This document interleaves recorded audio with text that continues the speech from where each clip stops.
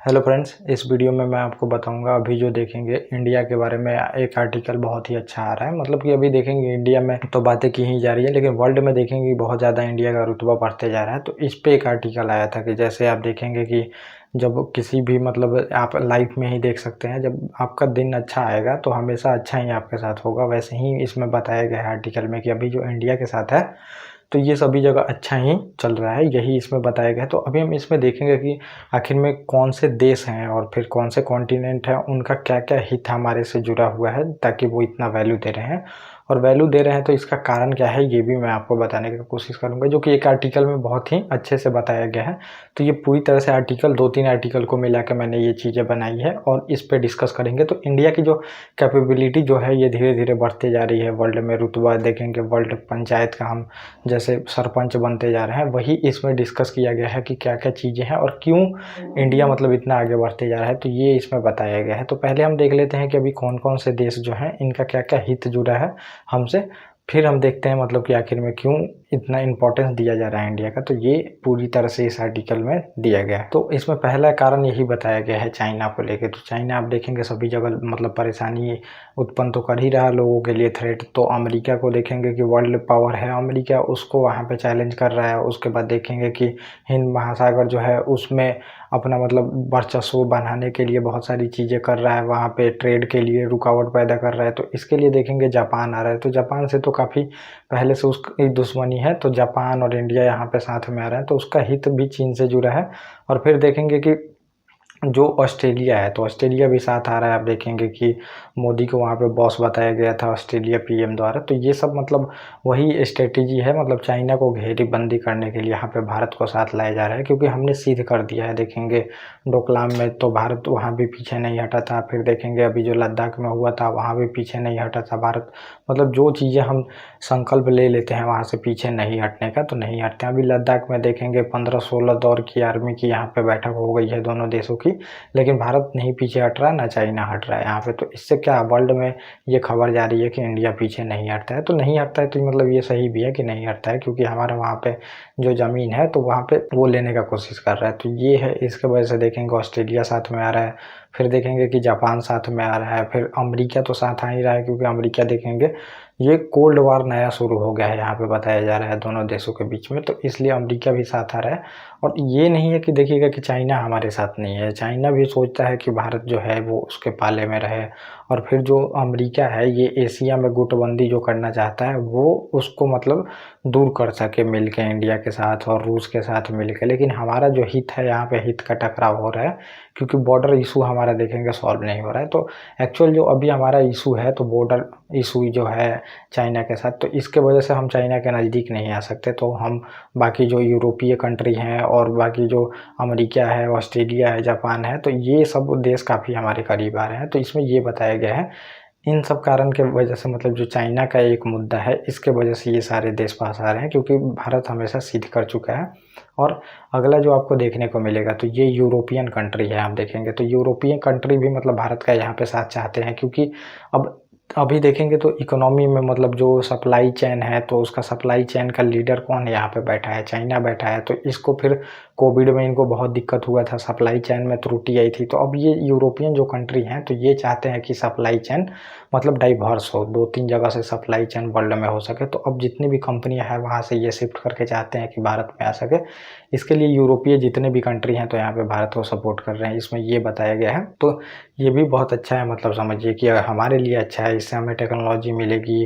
अभी ऊर्जा सेक्टर में हम बहुत पीछे हैं, देखेंगे तो एनर्जी सेक्टर में हमें मदद मिलेगा। तो फिर क्योंकि टेक्नोलॉजी हमारे पास नहीं है, क्योंकि पैसा की कमी है। भले ही हम 5 नंबर की जो इकोनॉमी है हमारी पहुंच चुकी है, लेकिन अभी भी पैसा की कमी है।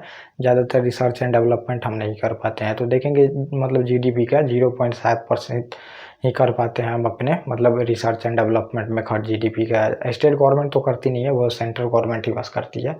तो इससे हमारा ये फ़ायदा होगा। तो ये जो कंट्री हैं इसलिए आ रही हैं। और यूरोपीय कंट्री ये भी चाहती हैं कि मतलब जो रूस और यूक्रेन का युद्ध चल रहा है तो यहाँ पे भारत उनका साथ दे, क्योंकि बहुत सारी उन्होंने इकोनॉमिक सैंक्शन लगाई हैं, इकोनॉमिक सैंक्शन जो रसिया पे लगाई हैं, तो उससे उनके इकोनॉमी को तो लॉस हो ही रहा है और भारत यहाँ पे तेल खरीद रहा है। तो वो चाहती हैं कि मतलब जो सैंक्शन लगा हुआ है यूरोपीय कंट्री, उसमें भारत इनकी मदद करे, जो कि भारत अभी कर नहीं रहा है क्योंकि हमारा हित अलग है। और मतलब अमेरिका भी चाहता है, आप देखेंगे कि इंडिया ऐसा कोई बयान दे वहाँ पे रूस को लेके, लेकिन अभी जो मोदी जी का यात्रा हुआ है देखेंगे वहाँ पे अमेरिका में, तो ऐसा कोई मतलब दबाव नहीं बनाया गया है क्योंकि यूएस भी जानता है, अपना हिस्ट्री वो भी पढ़ा है कि हमने कितना परेशान किया है और वहाँ पे इंडिया का मदद किसने किया था। इस वजह से भी वो नहीं मतलब दबाव डालता है कि कुछ भी कहने को इंडिया को। तो ये आप देख सकते हैं। और अगला जो आप देखेंगे तो जितने भी डेवलपिंग कंट्री हैं और जो अंडर डेवलप कंट्री हैं, जैसे अफ्रीकन कंट्री देखेंगे, मतलब जितने भी गरीब कंट्री आप देखेंगे, तो फिर वो भी इंडिया को ही देखते रहते हैं कि ये हमारा मुद्दा उठाएगा। आईएमएफ में आप देखेंगे, वर्ल्ड बैंक में देखेंगे, तो वर्ल्ड बैंक आईएमएफ में किसका प्रभाव है, तो देखेंगे अमेरिका का प्रभाव है, पूरा यूरोपियन कंट्री का प्रभाव है, वो चाहते हैं वही होता है। तो फिर वो ट्रेड में अपना अपने अनुसार चीज़ें कराते हैं। तो यहाँ पे इंडिया ही एक है जो कि इनका प्रतिनिधित्व वहाँ पे करता है। और चाइना भी है, लेकिन चाइना करता नहीं है क्योंकि उसको अपना प्रॉफिट सबसे ऊपर रखना होता है, लेकिन इंडिया ये नहीं है, इंडिया सबको लेके चलता है। तो फिर जितनी भी अभी देखेंगे अंडर डेवलप कंट्री, चाहे डेवलपिंग फेज में है जो कंट्री, वो पूरी तरह से इंडिया पर निर्भर रहती हैं कि इंडिया हमारी मदद करेगा। तो ये चीज़ें भी आप देख सकते हैं, ये इंडिया के लिए, तो ये इसलिए भी साथ आती हैं, इंडिया को इतना वैल्यू दिया जा रहा है इसमें। और अगला जो इसमें दिया जा रहा है, तो ये प्रवासी जो भारतीय हैं, समझिए पूरे वर्ल्ड में फैले हैं भारतीय लोग, जो प्रवासी कभी इंडियन सिटीजन थे, तो इनके वजह से भी जितनी कंट्री हैं तो सभी में देखेंगे कि एक तो ऊंचे ऊंचे पोस्ट पे हैं ये, और पॉलिटिकल जो वहाँ पे मतलब समझिए जो सरकार है तो उसमें भी ये फैले हुए हैं। तो इस वजह से भी किसी भी देश को इंडिया को वैल्यू देना पड़ता है, इसमें ये भी बताया गया है। तो ये इतना मुद्दा है जिससे इंडिया को वैल्यू दिया जा रहा है। और इसमें कुछ कारण बताए गए हैं क्यों वैल्यू दिया जा रहा है। इसमें 3-4-5 कारण हैं जो कि बहुत इंपॉर्टेंट है, आपको जानना चाहिए इतना वैल्यू देने का। तो पहला इसमें इकोनॉमिक कारण बताया गया है कि जो स्ट्रेंथ है, जीडीपी समझिए 5वें नंबर की अर्थव्यवस्था पहुंच गई है, इसलिए भी सभी देश जुड़ना चाहते हैं क्योंकि समझ रहे हैं कि ये और आगे बढ़ेगा, जो कि हमारे लिए फ़ायदेमंद होगा। तो ये समझिए कि 2 नंबर पे 2071 तक इसमें प्रेडिक्शन किया जा रहा है कि इंडियन जीडीपी पहुंच जाएगा। और 3 नंबर तो आप देखेंगे कि अभी ही बताया जा रहा है, मतलब कि 2051 तक पहुंच जाएगा। तो बहुत टाइम है अभी, ऐसा नहीं है कि कम टाइम है। तो मतलब ये इकोनॉमी को लेकर बताई गई है। और अगला आप देखेंगे कि आर्मी को लेकर बताई गई है। तो आर्मी स्ट्रेंथ भी आप देखेंगे 3रे नंबर की कैपेबिलिटी है यहाँ पे। अगर फायर पावर में देखें तो आर्मी की भी अच्छी खासी आप देखेंगे कैपेबिलिटी आपको देखने को मिलती है, जो कि हम सिद्ध कर चुके हैं हर एक युद्ध में। और अभी डोकलाम में और जो लद्दाख में वहाँ भी देख चुके हैं आप लोग, मतलब और सबसे ज़्यादा मतलब सैनिक भी है हमारे पास। तो ये है यहाँ पे बताया गया है। और अगला कारण ये भी बताया गया है, जो मिडिल क्लास है, तो मिडिल क्लास बहुत ही इंपॉर्टेंट रोल प्ले कर रहा है। तो सभी जो देश हैं ये चाहते हैं कि उनका प्रोडक्ट जो है इंडिया कंज्यूम करे, इसके लिए भी बहुत ज़्यादा यहाँ पे वैल्यू इंडिया को दी जा रही है। तो ये कारण भी बताया गया है। और यहाँ पे इन्वेस्ट करके बाकी देश कमाना भी चाहते हैं। तो इन्वेस्टर सबमिट आप देखेंगे बहुत सारी हुई है और बहुत सारी स्टेट ने कराई है, यूपी ने कराए हैं, देखेंगे पंजाब में भी हुआ है, लेकिन बिहार में नहीं हुआ है। तो वहाँ के लोग आप देखेंगे कि जातिगत जनगणना में ज़्यादा बिजी थे, तो वहाँ पे इन सब को लेके बात नहीं होती है, लेकिन जातिगत जनगणना के लेके बहुत वहाँ पे देखेंगे राजनीतिक मुद्दा भी बहुत गर्म था, लेकिन इन्वेस्टर सबमिट एक भी नहीं, वहाँ पे बात भी नहीं हुआ कराने का।